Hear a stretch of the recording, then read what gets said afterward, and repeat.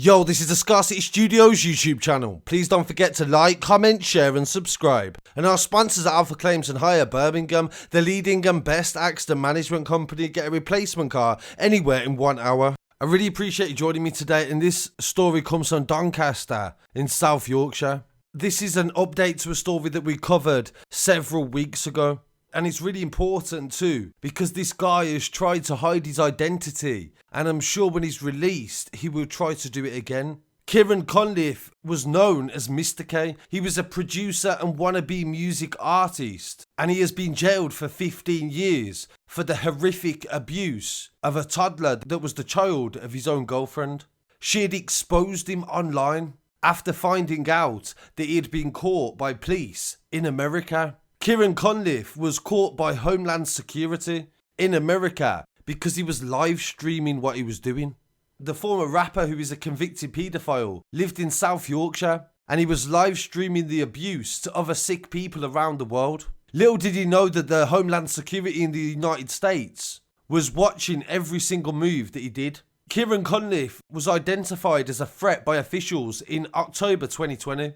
He was posting on a website called Those of Us Who Believe All Humans Are Capable of Sexual Enjoyment Regardless of Age, Sex or Gender. The British Embassy was alerted soon after, and a call was subsequently put through to South Yorkshire Police. Within 2 days of being picked up by US officials, Cunliffe's case landed at DC Helen Cobley's door, and the groundwork for the swift arrest could begin. Her team, along with DC Billy McLean's team, spent the next few days analysing a wealth of information given to them by American police, and a charge was authorised by the Crown Prosecution Service.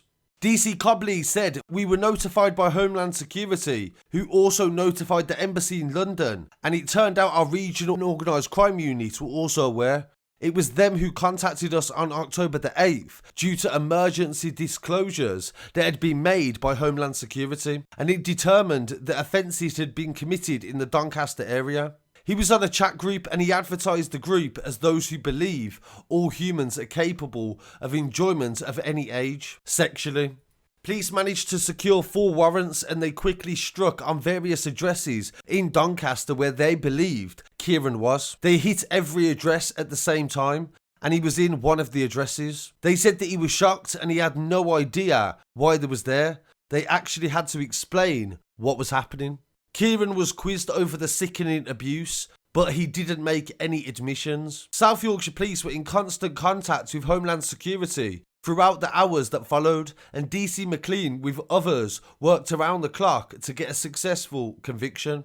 2 teams, along with Homeland Security as well, worked together to try to get enough evidence to convict him. When they was confident they could put an end to the abuse, they gathered all the evidence and handed it to the Crown Prosecution Service. He said that it's very rare that people own up to these sort of offences. You don't get frustrated because this is the process that we have to do.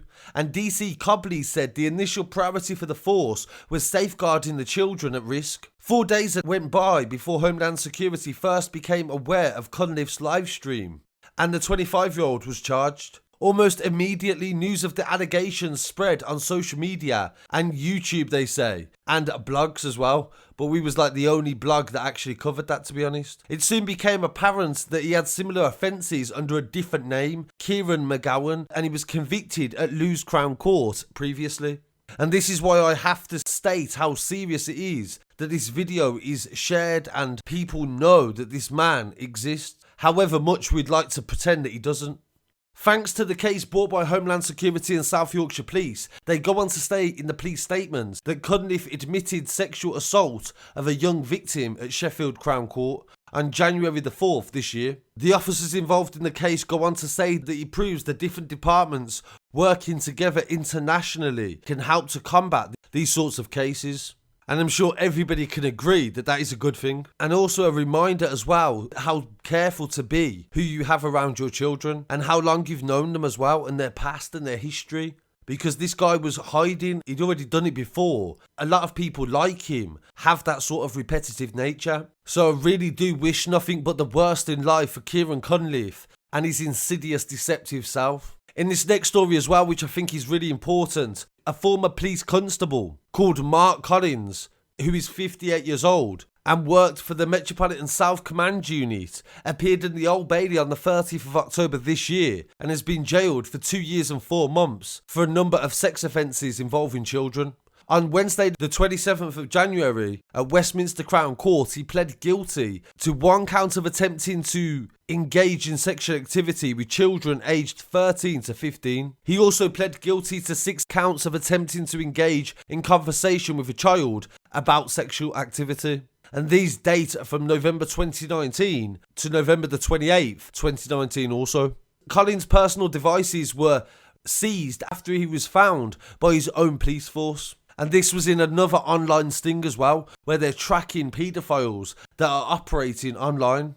PC Collins was then dismissed from the police as well for gross misconduct, and he'd recently retired from the force in January of 2019.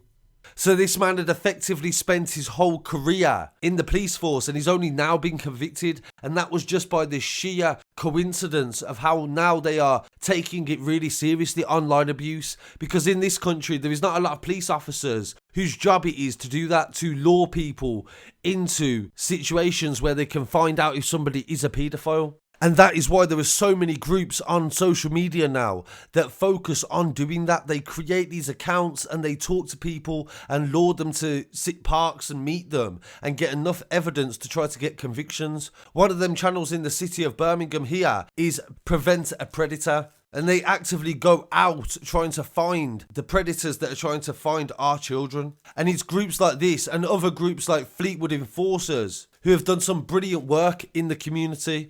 But we always have to educate yourself on not jeopardising the case. For example, if you do have evidence, try not to put it on social media before the case has been brought together. And maybe in time people can do something better, because at the end of the day, it's disgusting to understand the levels and the amount of people that are doing this. And we will always cover these cases to the greatest importance, even though YouTube would not recommend them and they will not support the channel and promote it as well. So I really appreciate it if you like this video, share, subscribe, and I'll be back again very shortly with some more news. Peace.